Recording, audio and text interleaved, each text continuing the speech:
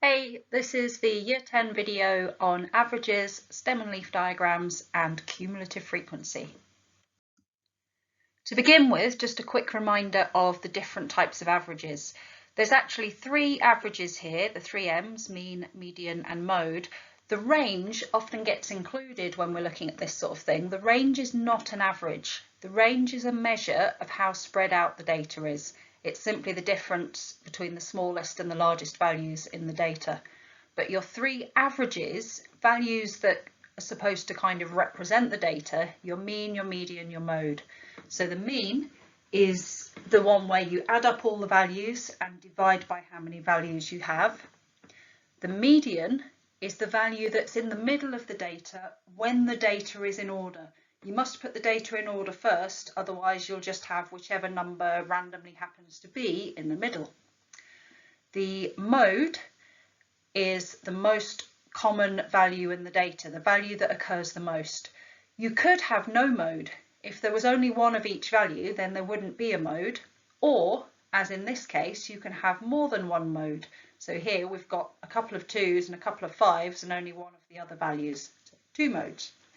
And I've already discussed the range. Okay, pause the video and have a go at these questions. So, adding up all the values, the first 5 positive integers, so we want 1, add 2, add 3, add 4, add 5, which gives us 15. There were 5 values, so divide by 5, we get 3. The first 5 square numbers, so 1, 4, 9, 16, 25, add them together, divide by 5, we get 11. The first 5 multiples of 3, so 3, 6, 9, 12, 15 added together. Again, we're dividing by 5 because there are 5 values, that gives us 9. And finally, the smallest 5 factors of 40. It helps if you do your factors in order. So we've got 1 times 40, 2 times 20, 3 doesn't go, 4 times 10, 5 times 8, and 6 and 7 don't go. We've already got 8. So the smallest 5 factors are 1, 2, 4, 5, and 8, which adds up to 20. And then if we divide that by 5, we get a mean of 4. Okay, here's another question. Pause the video and have a go. Okay, so mean, if you add up all the numbers, you should find they add up to 47, and there were 10 values, so 47 divided by 10, the mean is 4.7 letters. The median, the number in the middle, so if you've got 10 values, that's 5 values to the left of the median and 5 values to the right, so in the middle would be halfway between 3 and 4, which is a median of 3.5 letters. And the mode is the number that occurs the most. So there were 3 zeros and there weren't 3 of anything else. It was fewer than 3 of the other numbers. So the mode is 0. So which is most representative? Well, if you lived on that street, I guess you'd say getting about 3.5 letters a day seems reasonable. Doesn't matter that it's a decimal and you can't really get half a letter. You don't have to rip one in half or something. 3.5 just tells you it's about 3 or 4. So that seems reasonable for what you'd expect living on this street. The others don't represent the data so well. Well, the mean, 4.7 is a bit high. That's only got 3 values that are higher than 4.7 out of all 10. That's been skewed by this particularly large value of 22. If you've got any extreme values in the data, they can really affect your mean because you include them in the data. And the other one that's not so good, the mode, is 0. If someone said, oh yeah, I'd expect on average to get no letters, that doesn't seem representative. So even though more houses got 0 letters than any other number of letters, it doesn't really seem to represent it because most houses, 7 of the houses out of 10, did get some letters. And any values outliers? Well, the one that seems to stick out is this 22. That's probably not representative of all the houses. Perhaps it was something like someone's birthday and they got 22 birthday cards, which is why that value was particularly high. Depending on what you're doing with the data, you might want to discard that value and do your calculations based on the other 9 values. Okay, this is when we have data in a group.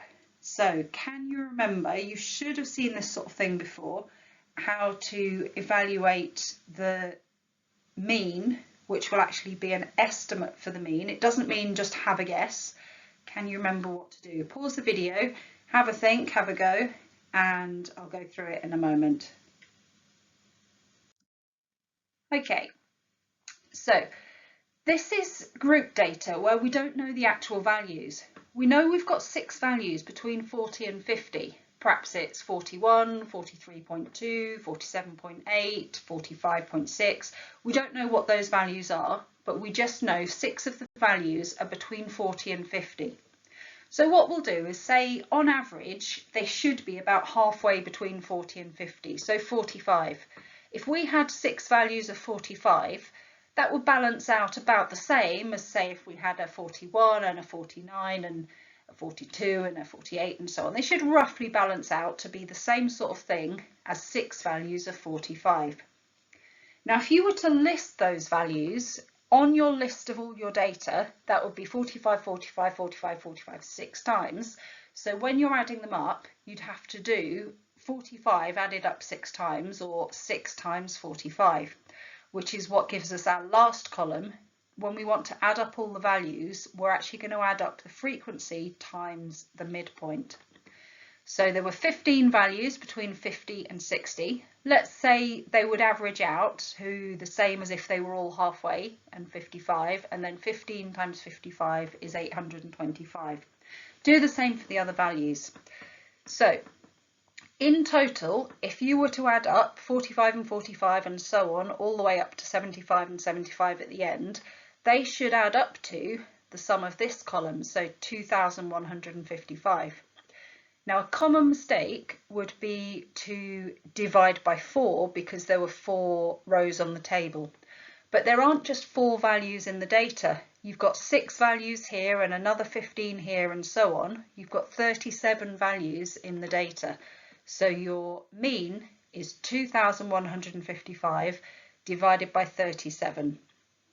So that ends up being 58.2 if you round it to 3 significant figures, or 1 decimal place, which would be the same thing in this case.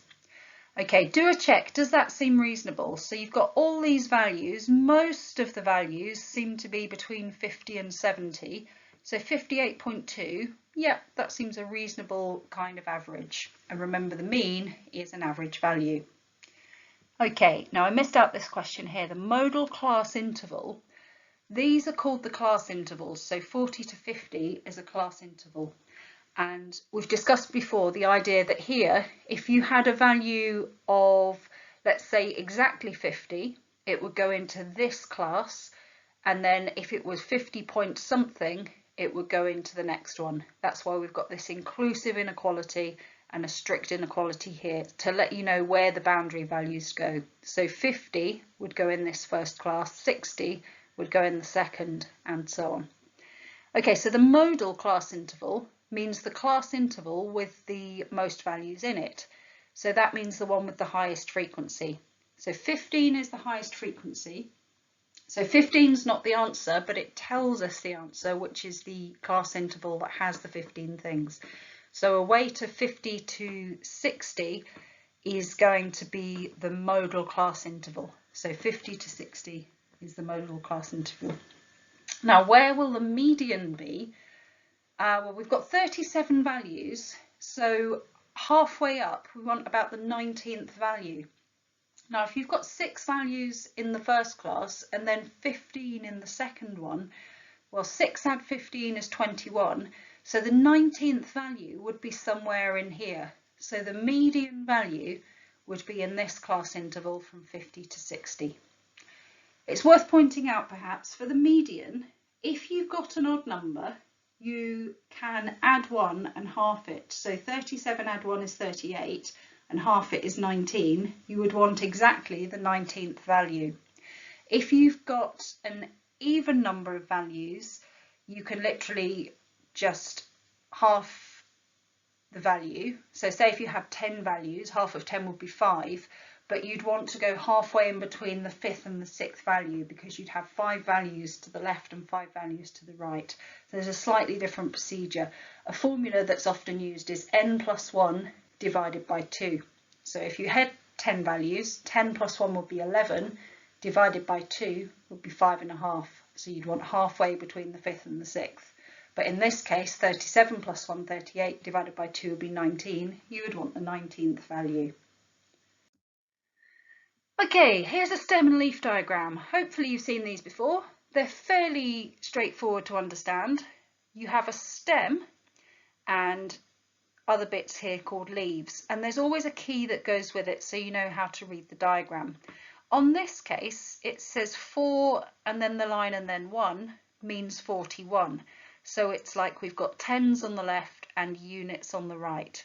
So for example, this 3 and the 0 would be the number 30, and then the 3, 2 would be the number 32, and so on.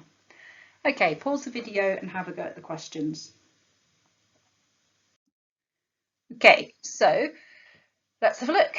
We have got to work out the range. So the biggest value will be down at the bottom of the diagram here. The 6 with the 8 is 68. And the smallest value will be at the top, 23, and 68 minus 23, the range of the marks is 45.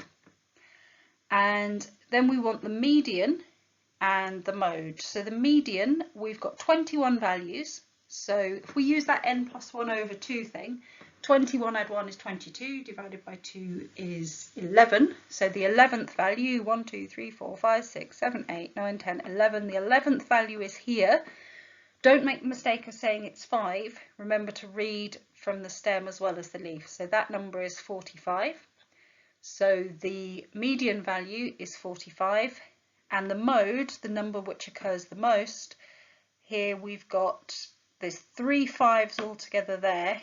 There aren't 3 of any other number. We've got a couple with 2 of a number, but this is the most common. And again, remember to read properly, that is 45. Now, having a median and a mode be the same value is not particularly surprising because they're both averages. Having the range just so happen to be the same as well. Now that is a bit weird, having the spread of the data be the same as the average value. That's not something that you would normally expect. Okay, now there was another bit of this question that said to put the data into groups to find an estimate of the mean mark and compare it to the actual mean. So putting the data into groups, imagine if someone else had collected the data and instead of giving you the actual results, they gave you a table of values where it was grouped. So the 23 and the 27, you wouldn't be told that, you would just be told there were 2 values from 20 to 29. And then here we've got 6 values from 30 to 39. And so on up to 2 values from 60 to 69. Okay, so what are we going to do? Same as before, we're going to use the midpoints. We don't know that the values were 23 and 27. We just know there are 2 values from 20 to 29.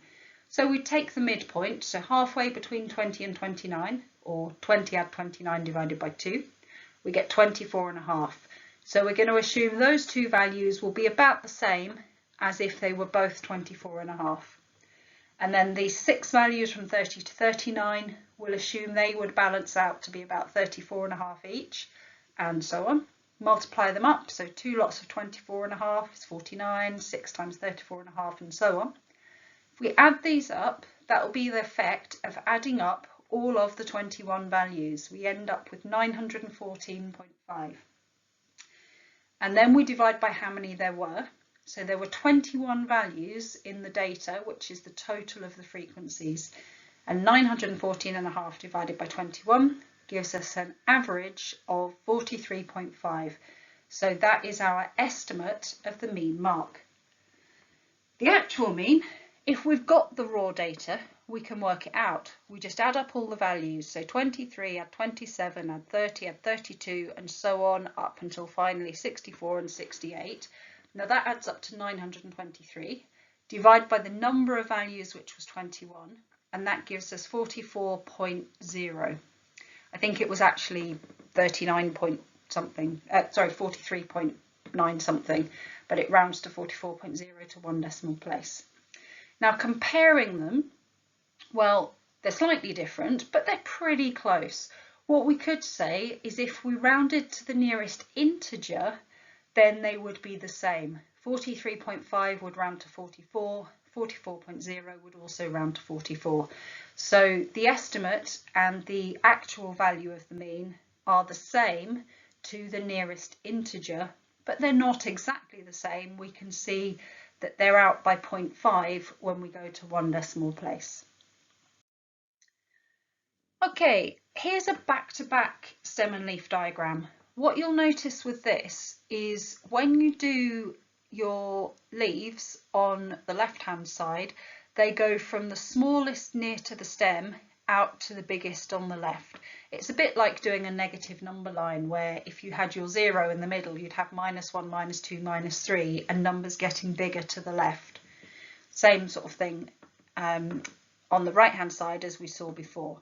This time the key is, again, we've effectively got tens in the middle and units on the outside. So a 10 with a 1 on the left means 101, and a 10 with a 2 on the right means 102. You can see those values here on the table. Okay, pause the video and answer the questions.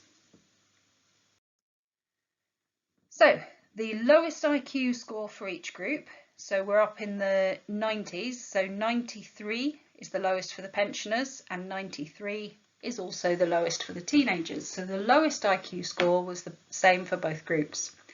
Now median score for both groups, you'll have to check how many values there are, and I think there's 15 values for the pensioners. So 14 rather, there's 14 values. 1, 2, 3, 4, 5, 6, 7, 8, 9, 10, 11, 12, 13. 13 values. 13, add 1 is 14, divide by 2 is 7. So we want the 7th value. So 1, 2, 3, 4, 5, 6, 7. The 7th value, the middle value for the pensioners, is this 7, which is representing 107. So the median for the pensioners is 107.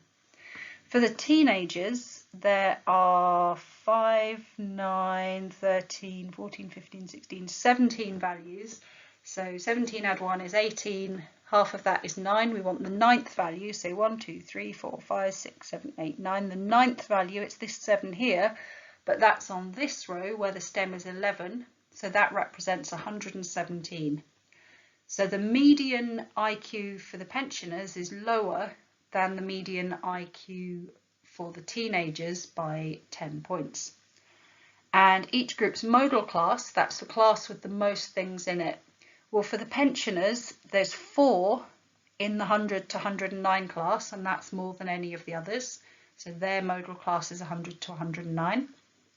And for the teenagers, they've got 5 values in the 120s. So that's their modal class, 120 to 129. What else can you find? Well, as well as spotting things like they've both got the same minimum IQ, the maximum IQ is pretty similar, 132 for pensioners, 135 for teenagers.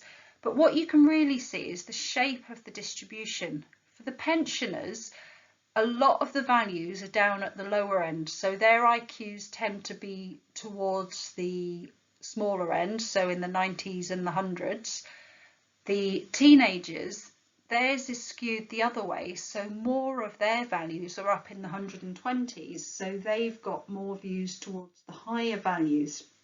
This is called a negative skew for the teenagers, meaning that the most of the data is at the positive end or at the bigger end, and it kind of tails off to the smaller numbers, whereas it's called a positive skew for the pensioners because you've got the tail of the data pointing in the positive or the higher numbers direction.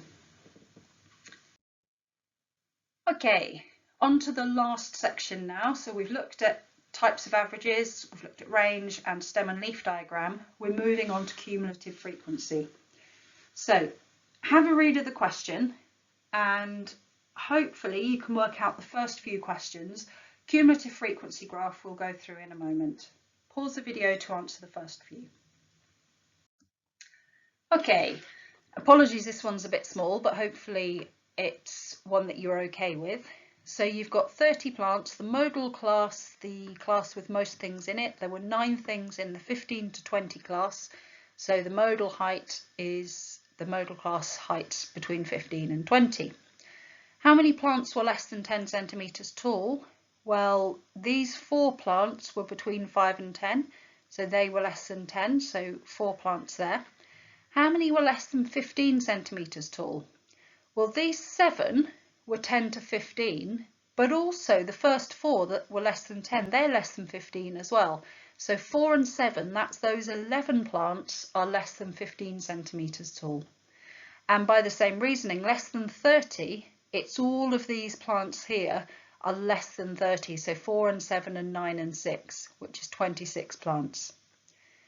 The class with the median height, well, if we've got 30 plants, 30 add 1 is 31, half it is 15 and a half. So we want to go between the 15th and the 16th values.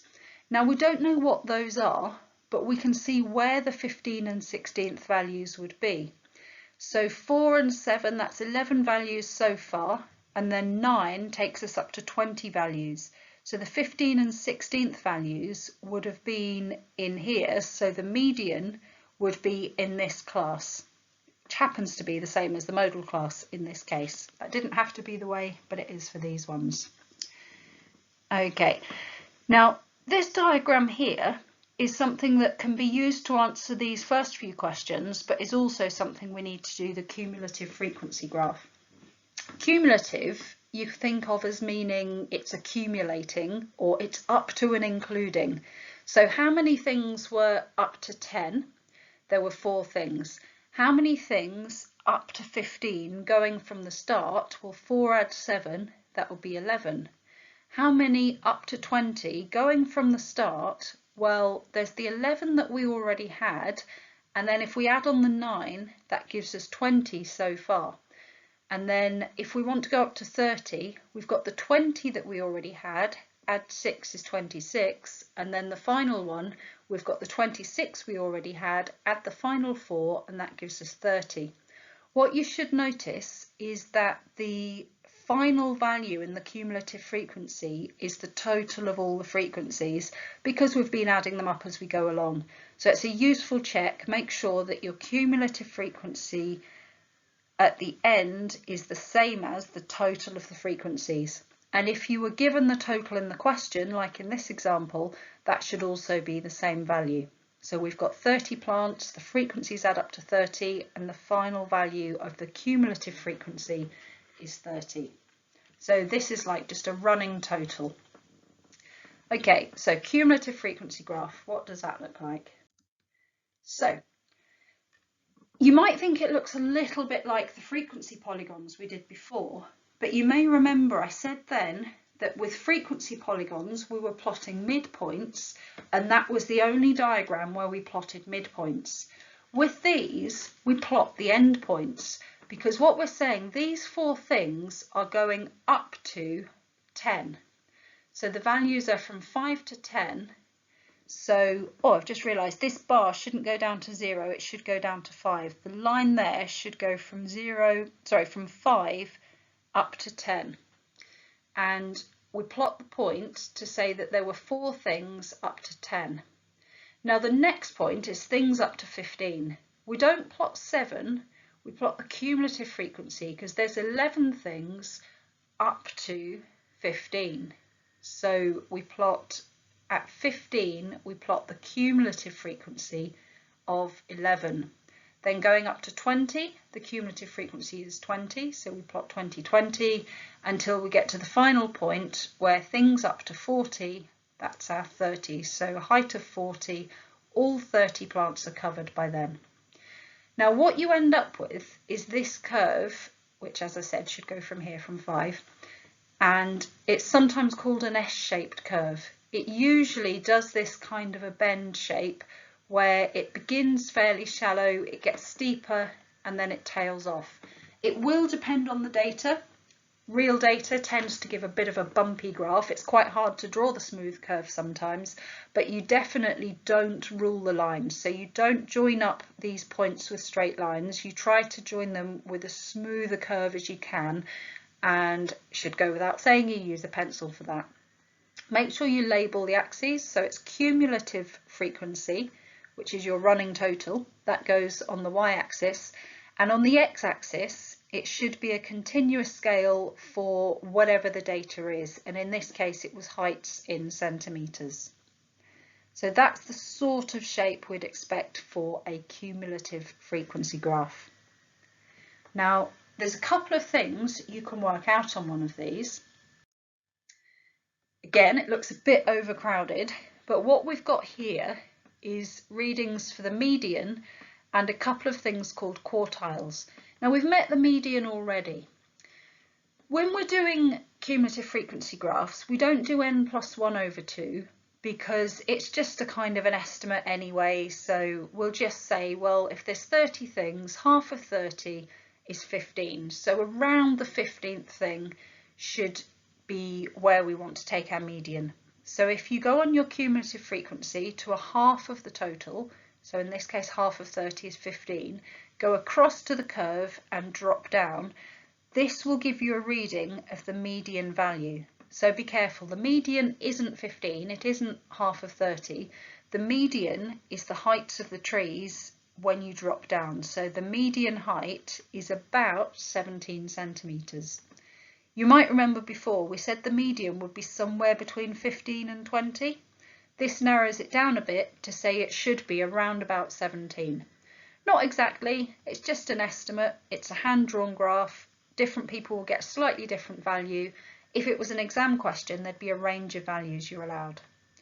Okay, so median of 17. Now quartiles, from the word quarter, are the lower quartile is a quarter of the way through the data, so quarter of 30 would be 7.5. So if you go up to 7.5 across and drop down, that looks like about 13 centimetres. That would be your lower quartile. The upper quartile, with the notation Q3, little subscript of the 3 there, as opposed to Q1 for the first quartile or the lower quartile. This is 3/4 of the way through the data. So if you go to 3/4 of 30, that's 22.5. Go across and down and take a reading. On my graph, that looks like about 23.5 centimetres for the upper quartile. Now we can use the quartiles to get what's called an interquartile range. This is where half of all the values are. Because we've gone from 1/4 on the left and then we've got 3/4, so there's 1/4 above it to the right there, the middle half of all the data should be between those values. So you've got quarter of the data smaller than that, quarter of the data bigger, half of the data should be between 13 and 23.5 centimetres, and that's called our interquartile range. So the range of the middle half of the data is the difference between those values, 23.5 minus 13, which is 10.5. So we've got an interquartile range of 10.5 centimetres. Okay, here's a question for you to have a go at. Pause the video. And you can use this to check your answers. So your cumulative frequencies should have been 6, 30, 68, 100 and 124. You plot those points starting at 40 and going to the end points. So you plot 50 with 6, 60 with 30 and so on. Again, you get that S-shaped bend. And then the median, so half of 124, that's going to be 62. So go up to 62 on the cumulative frequency along and drop down. Now I've got 68. Your diagram, you might have something slightly different, but you should be around about 68. The lower quartile, so a quarter of 124 or 31 values, go across and down. I got 62. The upper quartile, that will be 93, which is 3/4 of 124, go across and down, I got 84.